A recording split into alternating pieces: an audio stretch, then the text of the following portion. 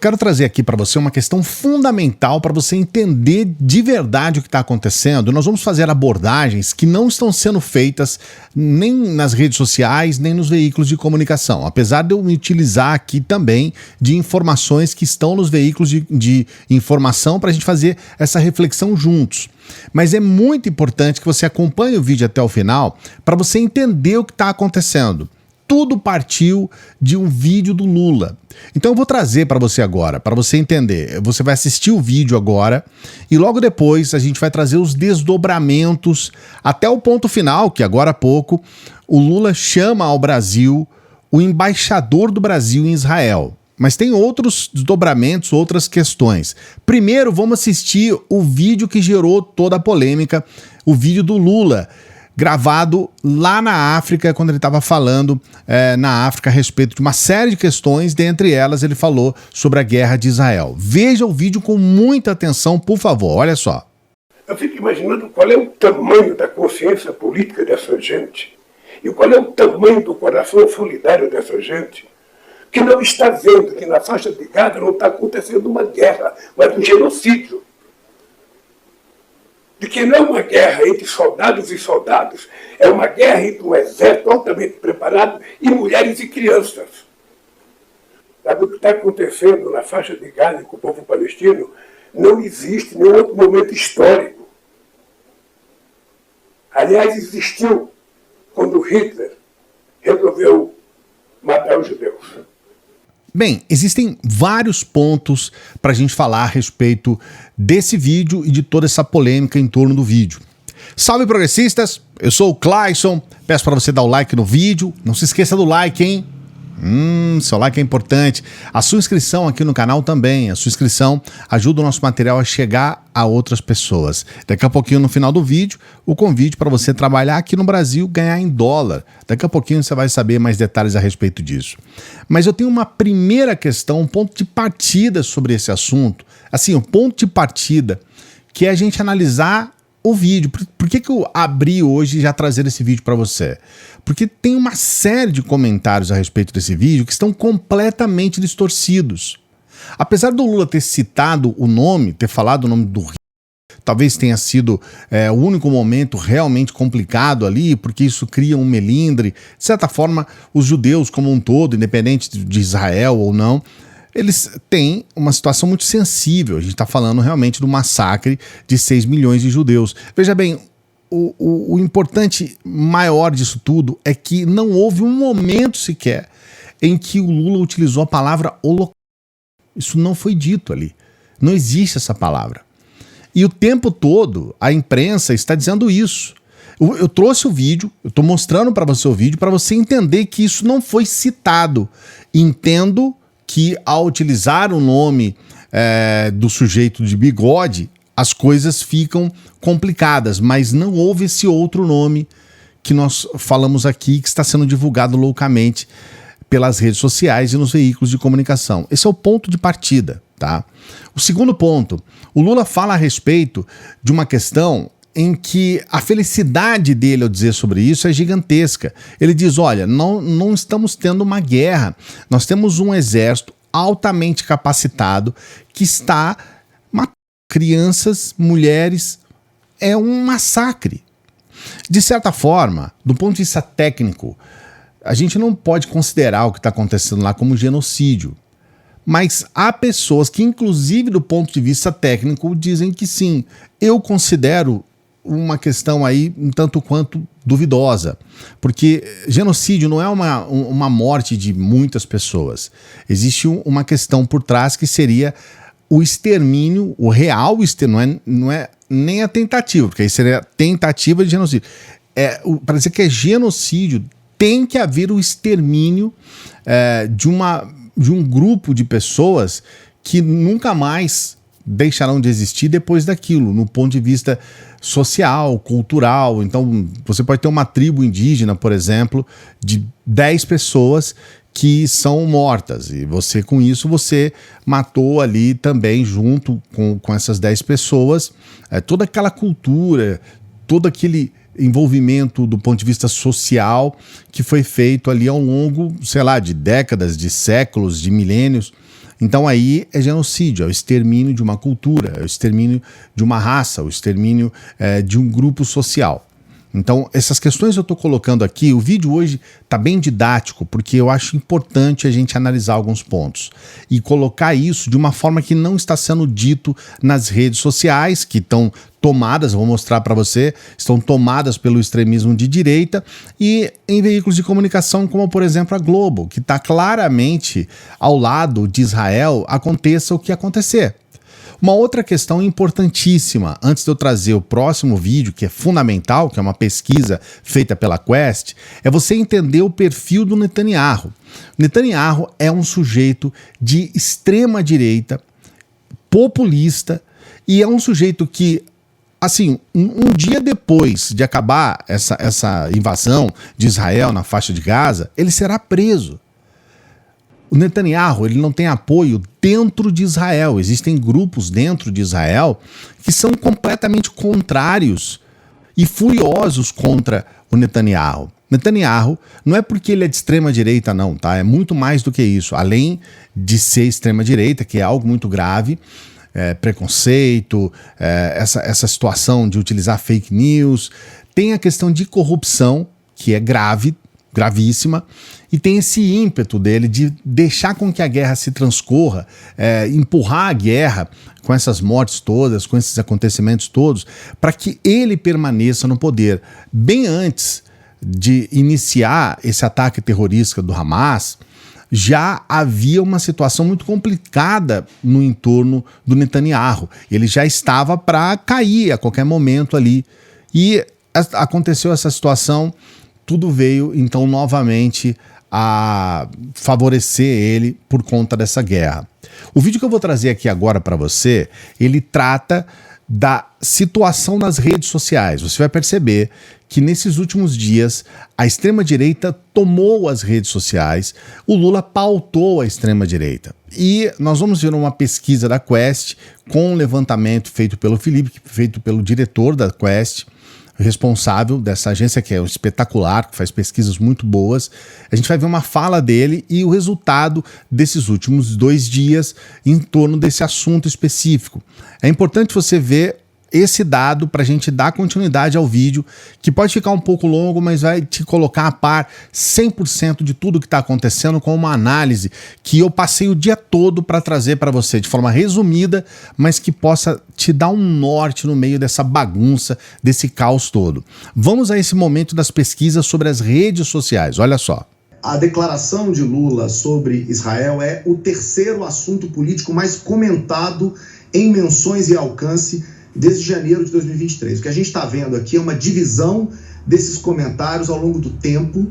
E olha o que é interessante: 90% de quem falou sobre esse assunto em redes sociais fez isso de maneira crítica ao presidente Lula. Mas o que é o interessante? Esse não foi, Sadi, um assunto orgânico, eu diria. Por quê?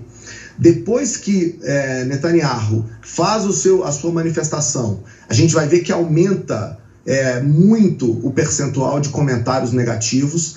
Por quê? Porque a oposição no Brasil se organizou muito rapidamente, com um discurso organizado e único, pedindo impeachment de Lula, tentando mobilizar a base política contra o presidente nas redes sociais. Então, é curioso que o mais determinante desse resultado em redes que a gente está vendo agora é a velocidade com que a oposição é capaz de se organizar logo que o Netanyahu dá a sua declaração. 1 hora depois, a gente vê um outro pico de menções no Brasil, que vai chegar lá no auge de menções no final da noite de ontem, quando o deputado Van Houten faz uma outra live na internet, também mobilizando as pessoas. Então, tão importante quanto entender esses 90%, Sadi, é compreender a velocidade com que a oposição consegue se organizar em casos como esse. E é o que, na minha avaliação, tem sido determinante para esse embate em rede social que a gente está vendo até aqui.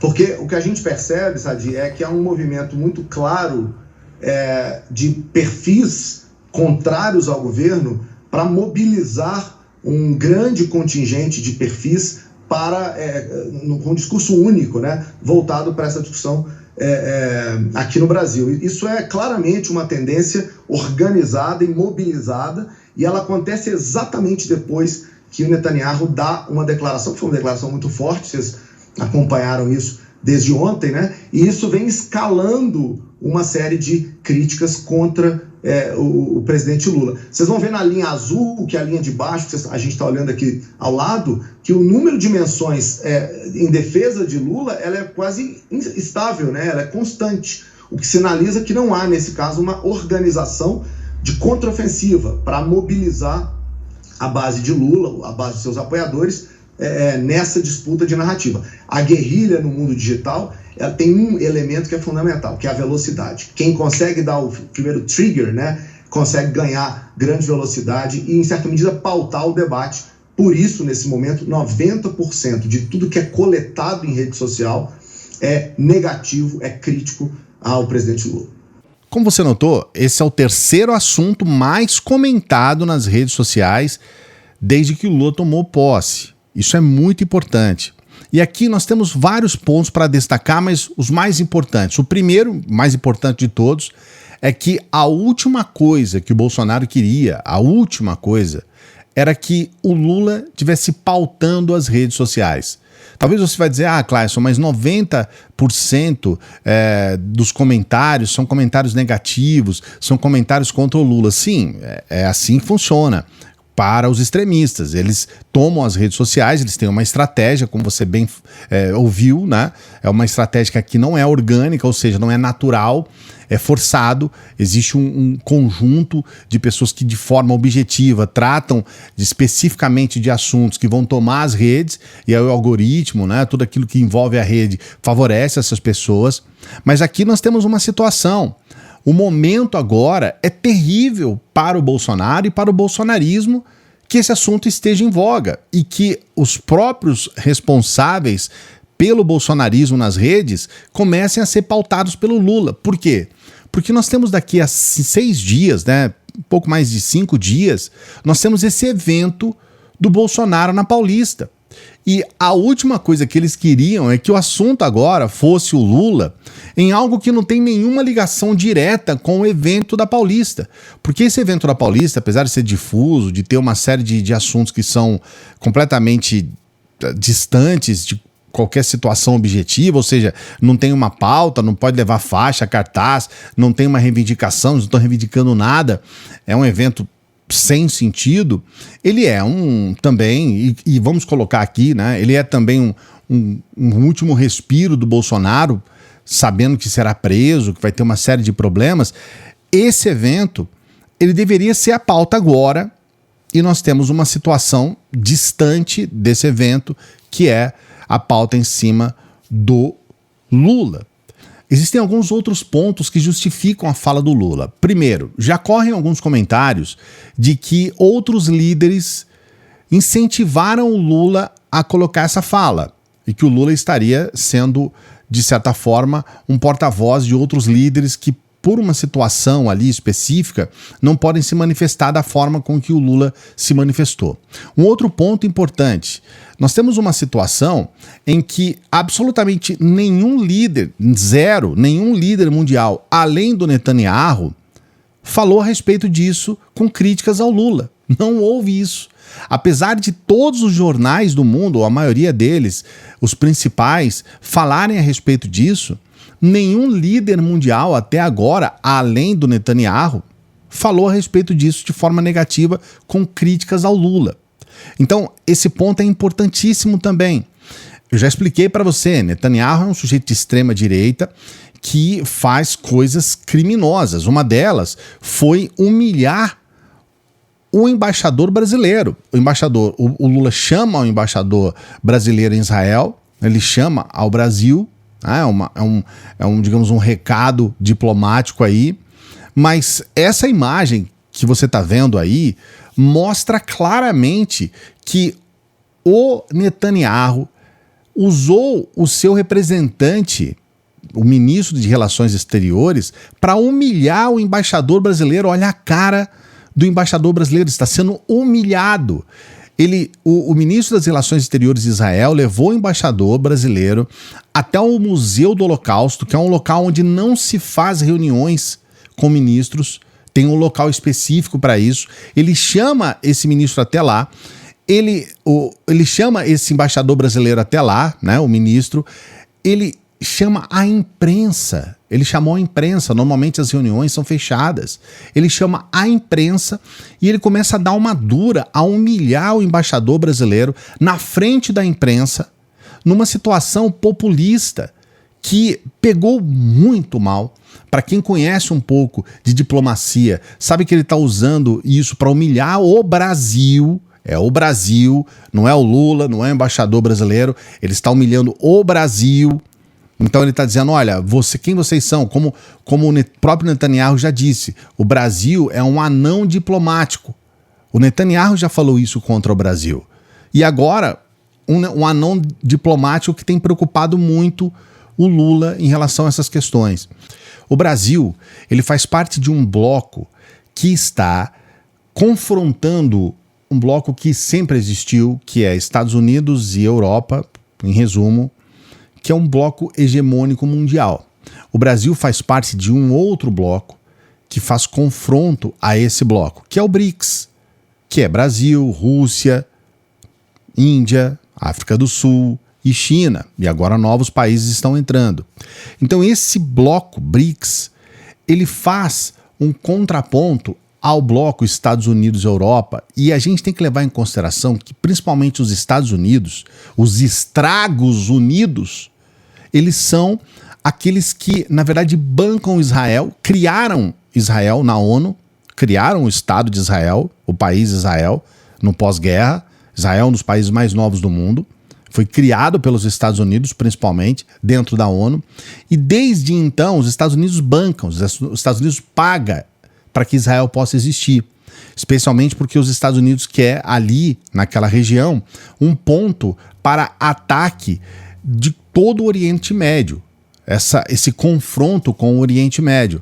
E a gente sabe, por trás disso tem a busca pelo poder, a gente tem essa situação do petróleo, que é uma riqueza muito grande ali daquela região, os Estados Unidos têm um olho grande em cima daquele petróleo, é uma busca pela hegemonia, é uma busca pelo poder. Só que a proposta dos Estados Unidos é essa busca por intermédio da guerra, por intermédio da invasão, por intermédio da força. A China também tem interesse, mas a China ela tem uma outra ótica, uma outra forma de entendimento, que é através da negociação, do comércio. Você está vendendo, eu compro. Nós estamos comprando de você, compra da gente. É uma relação diferente. Eu estou resumindo aqui de forma bem simples para que todos possam entender. É o que eu chamo de democratização da comunicação. Porque nós estamos falando de geopolítica e muitas vezes as pessoas falam de uma série de questões que acabam confundindo mais do que explicando. Então, essa fala do Lula, ela também está em consonância, ela também está em coincidência, ela também está, digamos, em concordância com o bloco ao qual o nosso país faz parte, que é o BRICS. Pelo menos nesse bloco, o nosso país pode ter alguma hegemonia, pode ter alguma importância. Porque para os Estados Unidos, nós somos apenas um quintal deles. Nós não somos mais nada além disso. E se eles puderem pegar uma partezinha do nosso quintal aqui, que é a Amazônia, para trabalhar com biomedicina, com biossegurança, eles vão pegar. Então, os Estados Unidos está pouco se importando com o Brasil. Sempre foi assim, inclusive financiando ditaduras aqui no Brasil. Então, além de os Estados Unidos não ser bom para nós, eles pioram a situação, eles são ruins para nós, né? Não é que eles são neutros, eles são ruins. Então, estar ao lado de um bloco, o qual nós temos importância e o qual pode nos ajudar do ponto de vista do nosso desenvolvimento, do nosso crescimento, é importante. Então, essa fala do Lula tem esse viés que não está sendo dito também. E agora nós temos essa situação também para ser colocada para você. Lula faz parte de um outro bloco, o Brasil faz parte, o nosso país faz parte de um outro bloco. Então, marcar presença nesse outro bloco é muito importante. Mas de que forma? É dessa forma, defendendo vidas. Defendendo vidas. Lula coloca uma indignação em cima de uma situação em que nós temos crianças sendo mortas. Eu fiz uma postagem no Twitter que eu quero trazer para você. Olha só. Há décadas que jornalistas não morrem tanto em coberturas como na guerra de Israel. Israel persiste na invasão e ocupação ilegal da Cisjordânia. Milhares de crianças perderam seus pais e se tornaram órfãos, além do número assustador de mortes de mulheres e crianças. Há um número inédito de funcionários de agências, como da Agência da ONU para Refugiados Palestinos e outros organismos de ajuda humanitária, que morreram na faixa de Gaza. E aqui eu cito o jornalista Marcelo Lins e prossigo. Tudo o que ocorre em Israel é grave e importante. E mesmo que a imprensa esteja aludindo à fala de Lula a essa palavra, o presidente do Brasil não utilizou esta palavra. Estão usando uma fala contundente para mascarar ações de um governo que já matou mais de 30 mil pessoas de forma cruel e covarde. A fala de Lula na África, esse vídeo que eu coloquei no começo, foi extremamente equilibrada. Lula fala a respeito do Hamas como um grupo terrorista, portanto mente quem diz que o Lula é a favor do Hamas. Não, ele falou a respeito do Hamas como um grupo terrorista que fez uma ação ruim, nojenta, asquerosa, assassina. Ele fala a respeito disso. E ele critica o que está acontecendo agora em Israel, não criticando o povo israelense e muito menos o judeu. Então mente quem fala que ele foi antissemita, que ele foi contra judeus ou contra o povo judeu. A crítica do Lula, do presidente Lula, foi ao Netanyahu, foi aquele que está coordenando essa ação. E como a gente tem percebido, um sujeito que é completamente amalucado, é um sujeito completamente fora de si, que a gente tem que entender que é um sujeito assassino, que será preso, ele vai sofrer sanções, e que, acima de tudo, tenta se manter no poder à custa da perda de vidas de crianças e adolescentes. Mais de 30 mil pessoas morreram, dentre elas, mais quase a metade de crianças, ou mais de 11 mil criancinhas morreram. Então esse discurso todo que eles estão falando a respeito da ação do Hamas, tentando justificar o que está acontecendo agora, Israel já se vingou há muito tempo sobre a ação do Hamas, Israel já dominou a faixa de Gaza, Israel já atingiu o objetivo de acabar ou de eliminar por completo a ação do Hamas. Essas questões são muito importantes. O que está acontecendo agora, e esse é o ponto, é que a escala da violência está inacreditável e tem que parar. Hamas fez um ato terrorista terrível. Foram mais de 1.200 mortos, nós tivemos mais de 200 reféns, um pouco mais de 100 já foram entregues. A situação está complicada, ainda existem reféns lá, existe uma série de questões, mas a negociação da forma como está sendo feita, ela não vai atingir o objetivo. Não vai ter como chegar até o objetivo, que é a entrega dos outros reféns, enquanto Israel continuar nessa escalada de morte terrível. Mesmo porque é negócio para o Hamas que Israel continue se desgastando mundialmente dessa forma. Quanto mais pessoas morrerem, é negócio para o Hamas. E importante para você entender, Hamas não é unanimidade entre o povo palestino e muito menos na faixa de Gaza. Hamas é um opressor dos palestinos na faixa de Gaza. Essas questões todas a gente precisa levar porque está havendo uma série de confusões a respeito. E eu procurei trazer um vídeo que pudesse esclarecer para você. Se você tiver perguntas a respeito, coloque as suas perguntas aqui. A gente está aqui para responder. Se você tiver algumas questões para colocar também, alguns comentários, coloque seu comentário aqui. A gente está aqui para ler os comentários. Não se esqueça do like no vídeo e da sua inscrição. Sua inscrição é fundamental para que a gente continue trazendo um trabalho, que a gente quer fazer um trabalho de qualidade para você. E a sua inscrição é muito importante. Estava falando agora há pouco sobre a oportunidade de você trabalhar no Brasil, receber em dólar. Tem esse print aqui do lado que é uma prova de que você pode ter uma renda extra. Você trabalhando aqui no Brasil tem essa renda extra E eu acredito que vai ser importante, pode ser importante para você. Você vai ter um mini curso gratuito para você entender o que é e tomar a sua decisão, se você quer continuar ou não, se é uma coisa que você se identifica ou não. Entre no primeiro comentário fixado. Primeiro comentário fixado, você vai ter acesso. Peço para as pessoas que chegam no final dos vídeos para que sejam membros aqui do canal.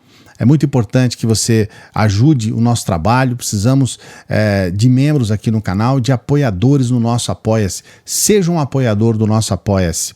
E eu quero fazer uma pergunta para você. O que a gente apresentou hoje no canal deu alguma luz? Trouxe alguma informação bacana para você? Trouxe boas reflexões? A gente pede para que as pessoas nos ajudem, para que a gente continue aqui com valor pelo Pix. Então, se você puder nos ajudar, se esse material serviu para você, trouxe alguma elucidação, ajude o nosso trabalho. É o que a gente pede aqui. Porque nós não somos patrocinados por ninguém além de você, que é o nosso membro aqui do canal, o inscrito aqui do canal. A gente não recebe ajuda de governo, de PT, de Lula, de seja o que for, de partido qualquer, nada disso. Só as pessoas que estão aqui com a gente. Daqui a pouquinho a gente volta. Obrigado por você ter acompanhado até o finalzinho aqui. Poxa, você tá no meu coração. Até já.